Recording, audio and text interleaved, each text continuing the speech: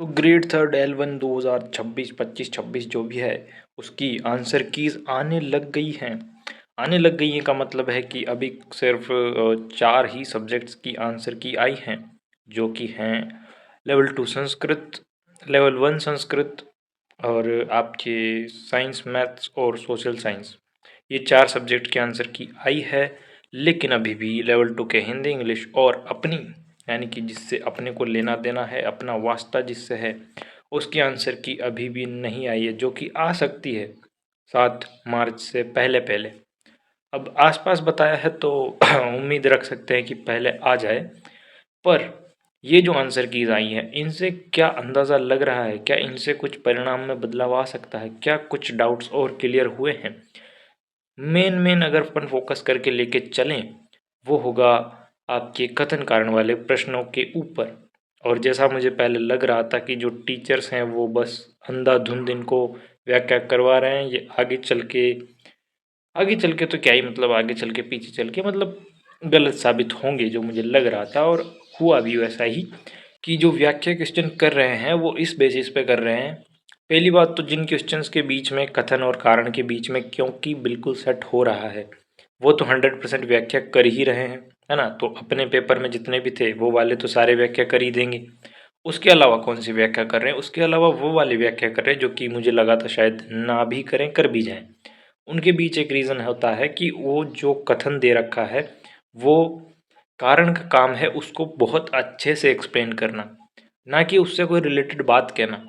Usually हम क्या देखते हैं कि कथन और कारण में थोड़ा सा संबंध दिख रहा है, ये दोनों थोड़ा रिलेटेड दिख रहे हैं तो ये व्याख्या करता ही होगा। नहीं भाई, ऐसा कोई ज़रूरी नहीं है। व्याख्या तभी करेगा कारण जब वो कथन में जो बात कही गई है उसको थोड़ा और एक्सप्लेन करेगा, थोड़ा और उस बात के बारे में बताएगा। अब इसको बहुत अच्छे से एनालाइज तो अपन अपनी आंसर की आने के बाद ही करेंगे, क्योंकि उसको इतना ज़्यादा देखने से मुझे कोई बेनिफिट दिखा नहीं है लेवल 2 वाली देखने से। बट हाँ, एक चीज़ जो थी नोटिस करने के लिए वो अपन ने नोटिस करी, एंड वो चीज़ जो है मैंने आपको बता भी दी। और भाई अब इसमें क्या होगा क्या नहीं होगा वो तो आगे देखने वाली बात है। पर क्या नई शिक्षक भर्ती आ सकती है? मतलब आ तो सकती ही है, क्या वो 2026 में ही आ सकती है? तो ये मैं पहले से भी सोचता हुआ आ रहा हूँ और बताता भी आ रहा हूँ कि 2026 में राइट मेंस होना मुश्किल है, बहुत मुश्किल है। पर 2027 में होने के बहुत बहुत चांसेस है। अब 27 के स्टार्ट में, मिड में, एंड में कब होगी इसका तो कोई अंदाज़ा लगा नहीं सकते आप, क्योंकि अब प्री कब करवाएंगे उस हिसाब से आप अंदाज़ा लगा भी सकते हो। बट अभी प्री का भी कोई डेट नहीं आया है। बात रही कि बजट में, तो कुछ उसका अनाउंसमेंट हुआ ही नहीं था। तो बजट में ज़्यादातर अनाउंसमेंट होता भी नहीं है कि भाई भर्ती कब आएगी कब नहीं आएगी, कौन सी कब होगी नहीं होगी। बजट में इतना कुछ उस पर गौर किया नहीं जाता है। पर 1.25 लाख भर्तियों की बात की जा रही है कि 2026-27 में 1.25 लाख भर्तियां करवाई जाएंगी, मतलब 1.25 लाख पदों पर भर्तियां करवाई जाएंगी। तो उस हिसाब से अगर 2027 में भी रीट मेंस आती है, 26 में ना आकर 27 में आती है, तो उसमें मान के चल सकते हैं कि 15 से 20 हज़ार पद तो आने ही आने चाहिए। अब उससे अगर कम आते हैं तो फिर 1.25 लाख भर्तियां कहाँ कराओगे आप? 1.25 लाख भर्तियां करवा दो सारी एक एक पद के लिए, ये बात हो जाएगी फिर तो इस हिसाब से आप देख के चलो कि 15-20 हज़ार पद तो आने ही चाहिए नेक्स्ट वाली भर्ती में। बाकी अपना क्या होगा वो तो अपन बाद में देखते ही रहेंगे।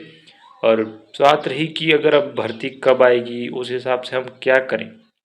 तो भर्ती कब आएगी उसकी कोई पक्की बात नहीं है, तो थोड़ा पढ़ाई का मोटिवेशन कम मिल रहा है। आपका पता नहीं, पर मुझे तो मोटिवेशन कम ही मिल रहा है। देखो, क्योंकि मेरे सामने जब एक टारगेट कंप्लीट होता है ना, मतलब एक डेट सेट होती है कि हाँ इससे पहले पहले अपने को सब कुछ करना है, तो थोड़ा अंदर से मोटिवेशन ज़्यादा आता है। पर अभी सिचुएशन ऐसा है कि करते जाओ। हो सकता है कि 27 के स्टार्ट में हो सकता है मिड में हो सकता है एंड में हो। और उसमें मुझे थोड़ा इस तरीके से तैयारी करने में मैं उतना कंफर्टेबल नहीं हूँ कि भाई अभी मैं तैयारी स्टार्ट करूँगा एकदम फुल फ्लो में, मेरी तैयारी नहीं चल पाएगी, ऑब्वियसली नहीं चल पाएगी, क्योंकि वो मोटिवेशन मेरे अंदर नहीं है। अब वो तैयारी मेरी धीरे धीरे स्टार्ट पकड़ेगी, रेस पकड़ेगी। मैं सोचूंगा कि यार चलो 27 के स्टार्ट में भर्ती आई जाएगी, स्टार्ट में जाके पता चलता है कि 27 के मिड में भर्ती आएगी, मिड में जाके पता चलता है कि 27 के एंड में भर्ती आएगी। तो वो मेरी तैयारी बार बार अप एंड डाउन होती रहेगी, उस वजह से मुझे दिक्कत आएगी।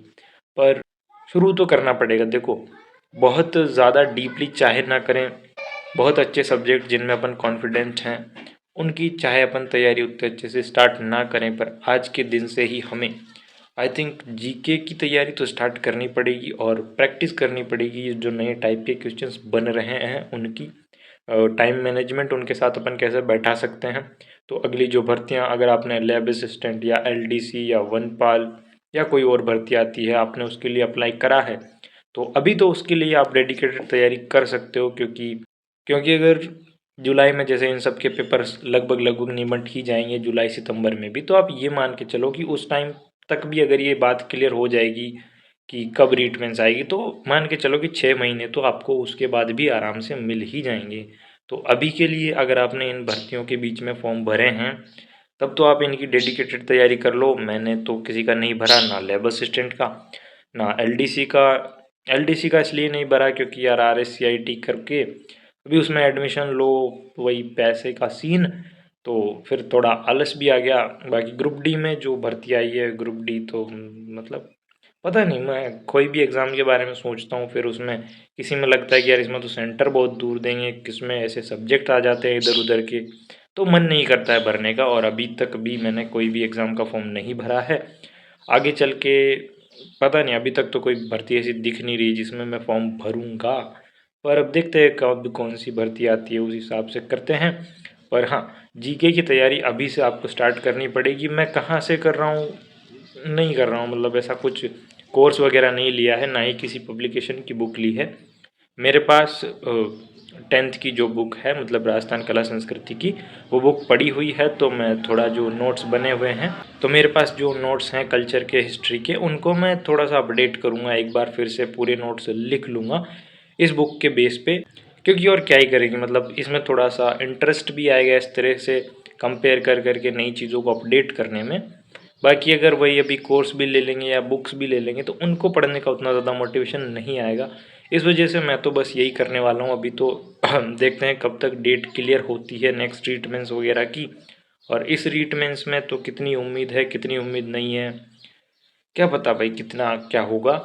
आंसर की आ जाए तो आई थिंक 90+ अगर चले जाएंगे या 90 के आसपास, एक दो क्वेश्चन ऊपर नीचे अगर रहते भी हैं तब तो मैं उम्मीद लेके बैठ भी सकता हूँ। बट अगर 85 के आसपास पहुँच गया फिर मुझे लगता है कि नहीं हो पाएगा भाई। 85 से ऊपर ही जाएगी एसटी की कट ऑफ भी, जितना मुझे लग रहा है। बाकी तो देखते हैं क्या होगा। तो अब 7 मार्च तक और वेट करते हैं, इतना वेट तो अपन ने कर ही लिया है। वैसे तो 7 मार्च को क्या ही, मतलब बहुत ही ज़्यादा कुछ चीज़ें एकदम क्लियर तो होंगी नहीं, क्योंकि वो एक प्रोविजनल आंसर की आएगी, फिर उस पर रिट विट लगाई जाएगी। अगर उसको चैलेंजेस किए करने लायक कुछ क्वेश्चन होंगे उसमें, तो उसमें चैलेंज लगाए जाएंगे। फिर वो वहाँ पे जो फाइनल आंसर की आएगी उससे पहले रिजल्ट आ जाएगा। जो भी है रिजल्ट पहले आएगा, फाइनल आंसर की पहले आएगी, जो भी जैसे भी आएगी। बट रिजल्ट भी मार्च में लाने का बोल रहे थे, पर बहुत मुश्किल लग रहा है अब तो रिजल्ट अप्रैल में, तो आप मान के चलो कि अपना रिजल्ट अप्रैल में आएगा। तो तब तक क्या ही कर सकते हैं, तब तक रेस्ट करते हैं, क्योंकि कुछ ही किसी और एग्ज़ाम का फॉर्म भरा ही नहीं है।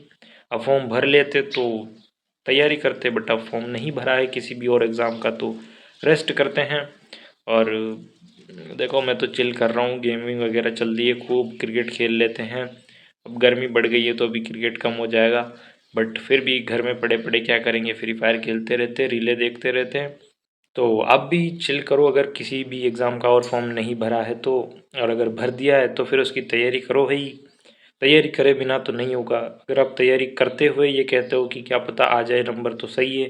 बट अगर आप तैयारी नहीं करते हो फिर कहते हो कि क्या पता किसमें लिखी होगी उसमें आ जाएगी, इसमें लिखना विखना कुछ होता नहीं है। वैसे अपने को लिखने का मौका भी नहीं मिलता है कि अपन लिख के ही आ जाएंगे उधर। तो किस्मत में जो लिखा होता है उसको भी पढ़ने के लिए हमें आँखें, ज़ुबान, दिमाग लगाना पड़ता है। वही कह रहा हूँ कि अगर आपकी किस्मत में लिखा भी होगा तो आपको पढ़ना तो पड़ेगा एक बार, तभी जाके वो आपके हक में आएगा। ठीक है।